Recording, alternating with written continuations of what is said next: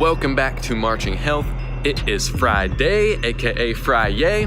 This weekend is the first weekend of real college football action. So if you're in college marching band, I'm sure you're excited to get on the field and perform and enjoy the traditions of your school. It is also 5 Minute Friday. So we're going to cover runner's knee. We're going to cover how to control your upper body while doing lower body visuals. And we're going to talk about school and band balance. How do you keep your mind sane while going through this intense schedule that you're going through? So first, runner's knee. What is runner's knee? That is another name for tendonitis in your knee. So you have your big knee muscles, your quadriceps. So that is the muscles right here. You can kind of see as I flex here, your quadriceps come across here and across the outside of your knee.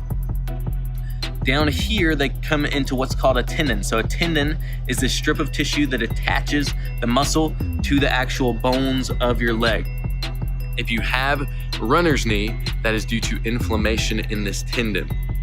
This is very common in marching band, especially if you do straight leg technique. So if you're doing straight leg technique, you probably notice that you're working your quadricep muscles really hard because you have to keep those legs extended the whole time. That can cause irritation and a runner's knee, that inflammation towards your kneecap and right below your kneecap. So you can feel like a deep, dull ache, especially as rehearsal goes on and even feeling it after rehearsal for a couple of hours. What you need to do first is put ice on your knees after rehearsal to decrease some of that inflammation. When you get a chance, you need to rest. So I know band schedule is kind of crazy. Take some time to rest, let that inflammation go down. So if you are not, I assume you're not doing anything on Sunday that's band related, kick back, relax, let your knees recover.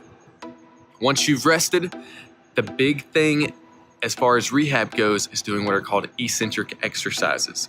That means loading the muscles, making the muscles work, but doing it in a way that stretches them back out.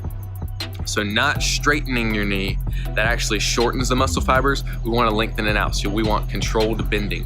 So one of my favorite exercises to do is called down with one, up with two. So as you go down with that leg that's bothering you, that's going to lengthen those muscle fibers back out and help them recover. Then you come back up with two legs and repeat the process.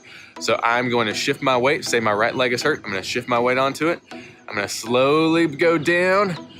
I'm going to put both feet on the ground and come back up with two. So I'm just going until I can feel a bend.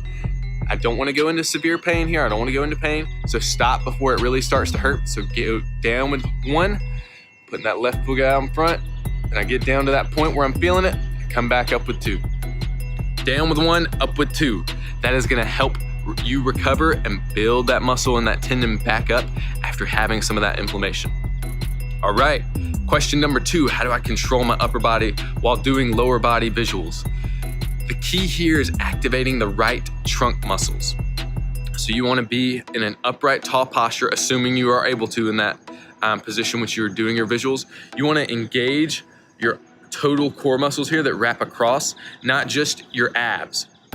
So don't think of working your six-pack abs for visuals, because your six-pack abs, the muscles that go right through here, actually flex your trunk forwards, and that's usually not an advantageous position for you while you are marching to be able to control yourself. Because if you flex your trunk forwards, you're going to be playing your instrument down to the ground.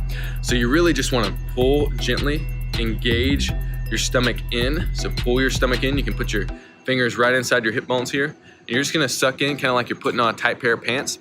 Make sure you can breathe in that position and stabilize your core that way. Also, keep your low back up tall. So make sure you're not slumping down with the low back. I want you to push your low back upright, engage the core, and maintain that posture the whole time. All right, school, band, balance. The key is routine. Make sure that you are very disciplined. So discipline and routine are the two things that are going to keep you going this fall. Have a process when you get done with rehearsal. So when I was in band, we had rehearsal from like 3:45 to 6 o'clock.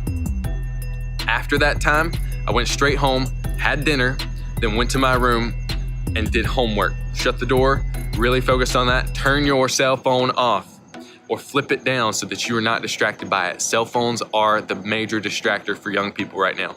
So turn your cell phone off, knock out the top priorities for you school-wise. So think of which classes are the biggest priorities, knock those out first. Our biggest assignments or biggest tests, knock that out first. Then cover all the little assignments afterwards.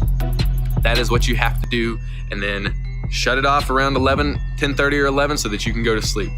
Think priorities, think discipline, and how do you get into that routine? So I would go home at 6, have dinner, knock out the big priorities. Once I did those, I would go back through my band stuff because I was drumline captain. I would review whatever music changes or drill changes we did that day, then hit the sack, go to bed.